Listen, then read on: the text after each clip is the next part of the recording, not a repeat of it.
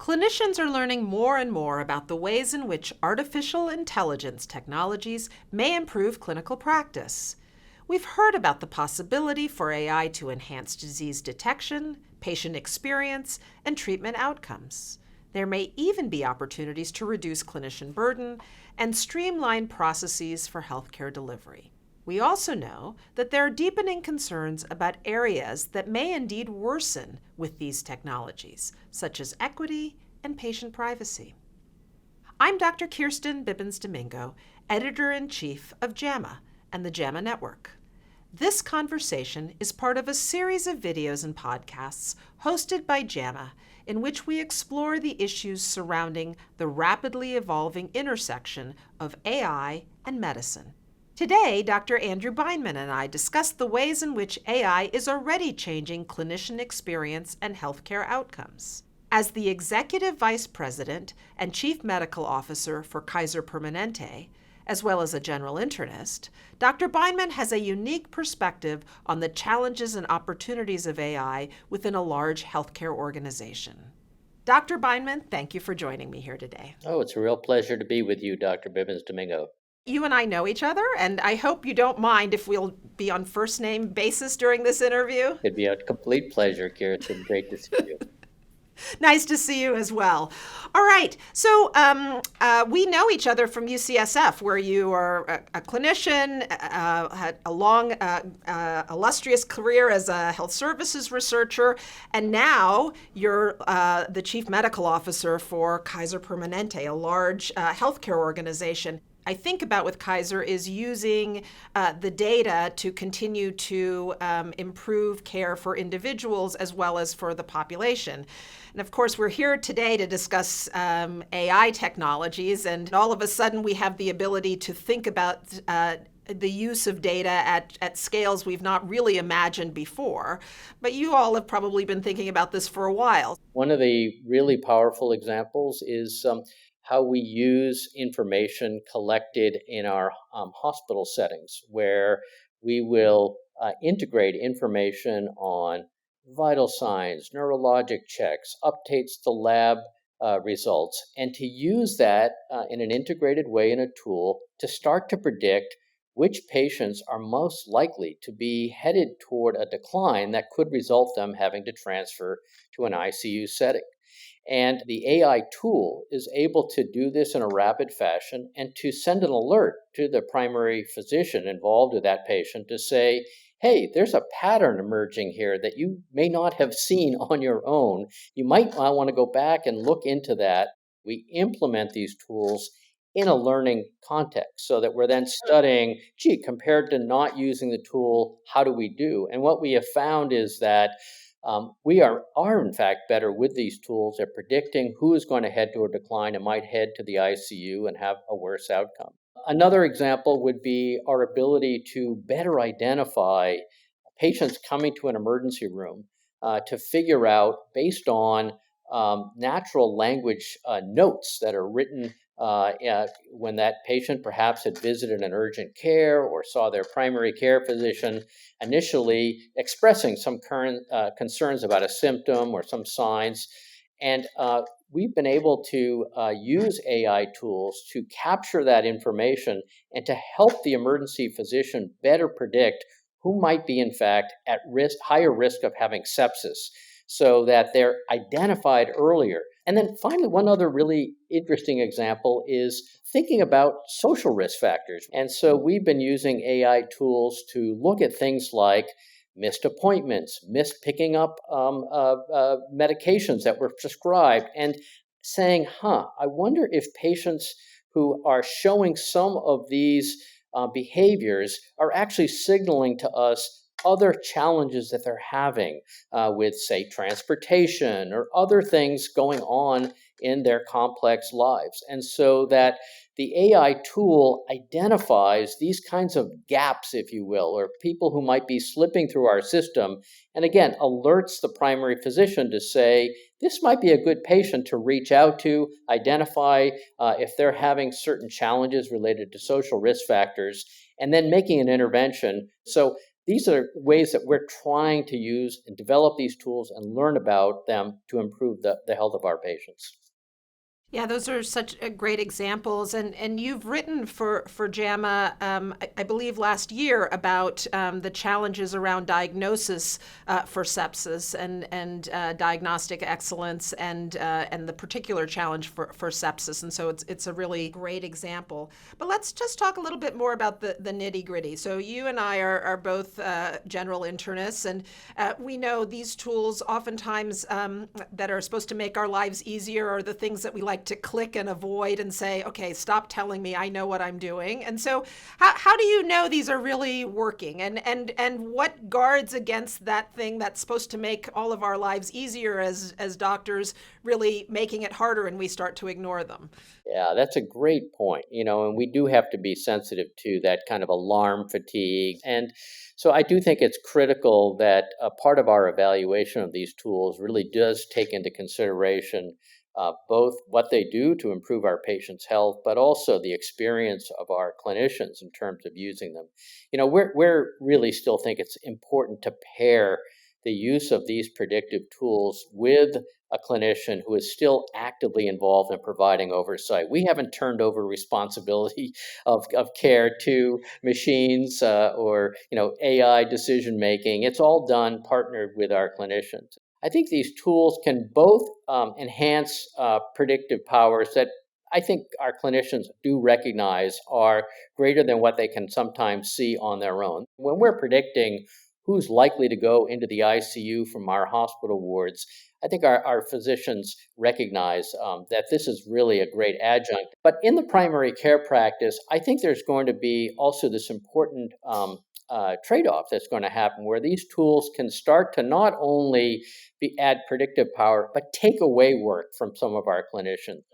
We are experimenting, for example, with the use of these tools to essentially be a quiet listener in the room and to be able to generate notes related to the interaction between a primary care physician and a patient, and to create an excellent first draft for our clinicians to then review and to more quickly be able to do the documentation component of their work, rather than sitting at a keyboard and kind of glancing occasionally at the patient, as sometimes happens in primary care, where you're trying to document in real time. This allows for much more full attention that the patient deserves, and we want to be able to provide. And because it can, in the background, be creating this note, add a real efficiencies. Great. So ideally, we want our clinicians doing the things that they are best suited to do. And what I hear people who are excited about the promise of these technologies is making sure those other things that really add to clinician burden, that if a technology like this can do that more efficiently, then that's a win.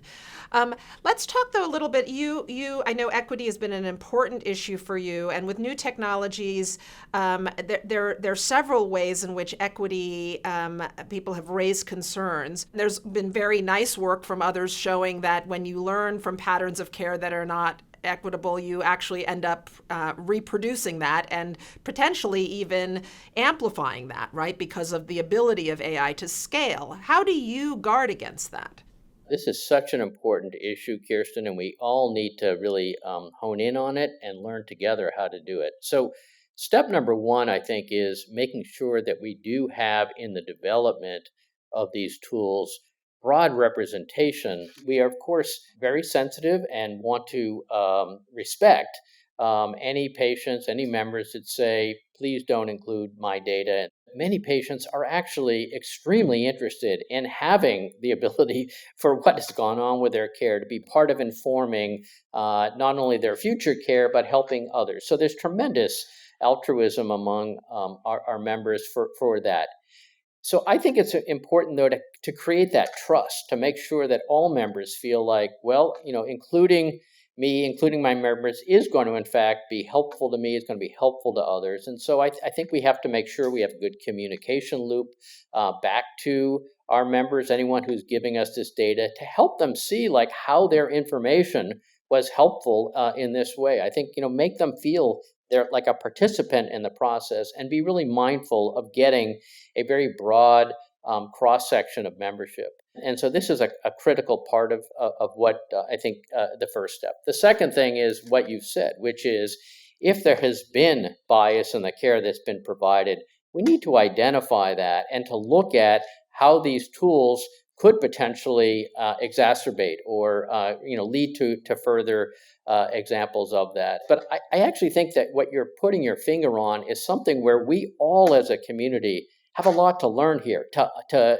identify our unconscious bias in ways that it has trickled into the healthcare delivery system, and develop what I would think is really good ways of testing these models to look at those kinds of potential issues that may arise, that may be leading us to bad decision making because it was based on bad data, from the past and so forth. And I'm a part of a group with the National Academy of Medicine where we're trying to develop an AI code of conduct. And this issue has surfaced right away as something that we want to be mindful of. Not only is what are these tools trained on? What's the characteristics of the individuals?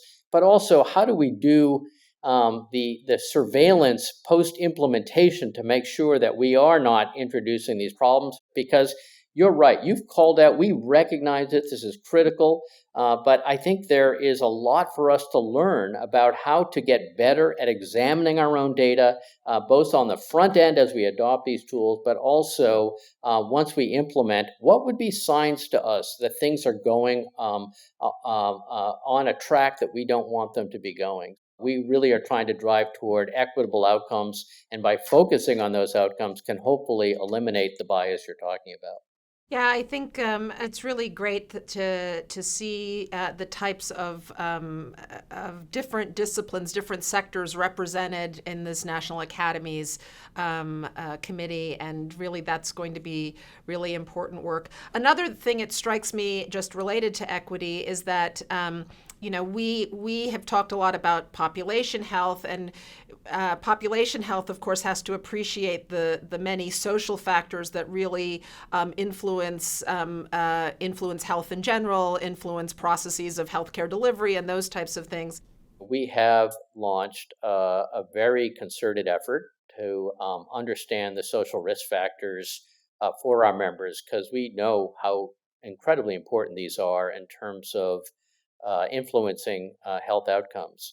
That's important to make sure we're not being biased in our treatment, but that we're also focusing on our outcomes to make sure that we are maximizing that. So we're systematically collecting information about um, where people live and what transportation challenges they have around food security, housing stability, and we do this by also communicating with our members about why we're doing it, because we're actually not just collecting it and hope to do something from a research perspective with it, but in fact because we want to take an action step. We have electronically connected and created a network of community-based organizations relevant to each of our geographic areas, so that if a clinician identifies that they have a patient who has a need in one of these social areas, they're able to essentially do the equivalent of writing a prescription to connect that member with a local resource in their community that is designed to help them to address that resource. And that organization is electronically connected with us and communicate with us. And we are particularly honing in on some of our members, for example, while going through very complex part of care, like cancer care, or those who are demonstrating to us, as I mentioned earlier, they're having trouble making appointments or picking up prescriptions. So using certain clues as a way to collect that information and to act responsibly by providing help. Whenever we have a new technology like this that we know is going to be disruptive, there will be lots of good coming from it, but there are other issues that we have to really protect. What do you think the role is for government, either local, state, or federal government, to protect the interests of patients or clinicians, whoever it might be? Where do you think the role is here for government? Yeah, this is a great question and a really important one that we need to both recognize the incredible promise and possibility of these tools. I mean, Kirsten, this is like what we're seeing with AI and machine learning is both incredibly powerful and exciting as potential tools. But you and I have enough experience to know that almost any innovation comes with risks of untoward effects. And so we need to make sure we're building a safety mindset and an evaluative mindset into anything that we roll out. Now, I think what's tricky is to think about, AI encompasses a wide range of things. And so, as you're well aware, the FDA has already identified a certain role related to certain kinds of specified software that is very specific in certain areas related to using machine learning. I think where it's more tricky is in the generative AI area, which has generated so much interest in the last few months since many people are starting to explore that. And what's hard there, as I understand it, and I'm not the technical expert here, but to the extent I've seen it, is that it doesn't necessarily perform the same way each time. And I think this creates a little bit of a regulatory challenge, if you will, about what in fact is the entity that is being regulated here. And this has already come up in our conversations through this NAM AI Code of Conduct work is there in fact an entity that already exists that has the right kinds of multidisciplinary mindset to be able to do this within government? And I think it seems like this is a broader and more complex task than we've historically given FDA alone to do. That FDA may be good for narrow, prescribed uses of AI in which it's analytically bringing together certain data elements, as I described earlier, to predict a certain outcome, like is a hospitalized patient declining and therefore heading toward the ICU. That tool sort of performs the same way over and over again, and the FDA may be in a position to be able to regulate that kind of tool. Whereas generative AI, which it functions more in a different way in terms of repeated use, may be harder to regulate that way. But I think fundamentally, your question raises a key point, which is we don't want to introduce a tool that will create risk to people's sense of privacy, introduces errors that humans are not able to oversee in some way. So we need that in place. The final thing I'll say, which I think has been fascinating from our conversations in this NAM group thus far, is that it's pointed out that the counterfactual, if you will, that is, care as we deliver it today, is fraught with all sorts of challenges of, in fact, taking the best evidence and turning it into the best care. That lots of decisions, in fact, wander away from what, in fact, might be the best actual advice to give our patients. And so the advantage of these tools in terms of closing the gap between evidence and practice is really powerful. I guess what I would say is our group has said, let's not make perfection be the goal that has to be reached in terms of how we regulate these things. Could it be that it's just way better than what we're currently doing? And as a result, there should be, some have said, maybe there's an imperative to actually use these things because of how much better they could be. And I think that balance has to be found between improvements in care as well as some of the identifiable risks that we're willing to accept, or how we can control those risks in some ways. And so, I think this is a real challenge with things like some of the tools that are being put in place to support cars and how people drive cars, right? These same tools might in fact make for overall safer driving. But when we see accidents happen with those tools on, we all get very alarmed because, oh my God, did the machine, lead to this problem? And I think this is a difficult challenge that society has to figure out that right balance, that we probably can't eliminate all risks, but these tools can perhaps help us to eliminate some of the risks that are not even always visible to us today in how we practice medicine. And I think that's really some of the discussion that we're having at NAM about how to make those things visible and to figure out what then the right safeguards to put in place. What's the role of government around that? What's the role of private actors as well? And I brought up a model earlier with you about thinking about things like our National Transportation Safety Board, where there is a federal oversight that kind of brings together the information, but it also requires private entities, in that case, private airlines, in our case, it would be private health systems, sharing data in a way that allows for everyone to learn from it, but isn't done in a way that, in fact, introduce new risks, legal risks or things that people would get sued or be put in a competitive disadvantage because they're sharing the information. And I would love to see thoughts about that kind of structure put forward, because this is such an important area that we all need to learn together. And I think there's an opportunity to think about that kind of a model. So it sounds like just like these technologies are going to be disruptive of so many sectors, the types of regulatory structures are also, we're going to have to think a little bit differently about them as well. Very interesting.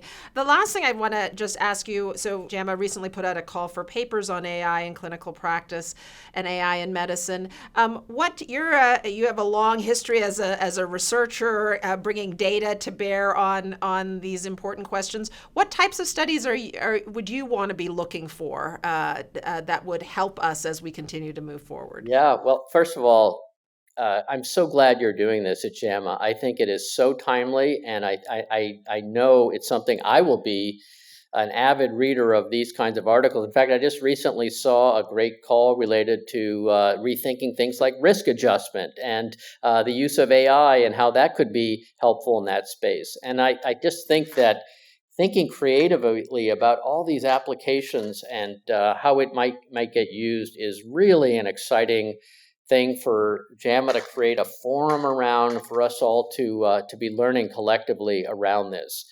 So, it really runs the gamut, Kirsten, from some of the things that can go on in, what I sort of call the back office, right? Like, how do we more effectively do some of the documentation, some of the logistics around more effectively steering messaging that might be coming in from our patients to, in different kinds of inquiries, helping patients to steer to the right level of care based on the kinds of problems or symptoms that they might be interacting with some of these tools to help us more efficiently find the resource. I mean, you and I, as primary care physicians, have personally, provided that role for many of our patients over the years. Like, okay, we're the first stop, and now we're going to help you navigate this system. Wouldn't it be amazing to have these tools be able to provide some of that navigation, which we all know how complicated our health systems are? So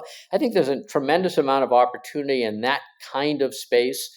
And then, clearly you could run all the way up to, the diagnostic end and the treatment end, thinking about, how do we create better alignment between evidence and putting it into practice? And, to me, that's where there's just so much promise of, we're always striving for innovation in healthcare. And as you and I know, what's so unfortunate is that we have so many innovations that we kind of don't even fully implement and give everyone who could benefit them the chance to benefit from them. So I'd love to see work related to creating better alignment between things that can help patients and getting them those treatments. So how can these tools be better at finding potential patients who could benefit from these things and offering that, and then learning, the difference it made on their health outcomes.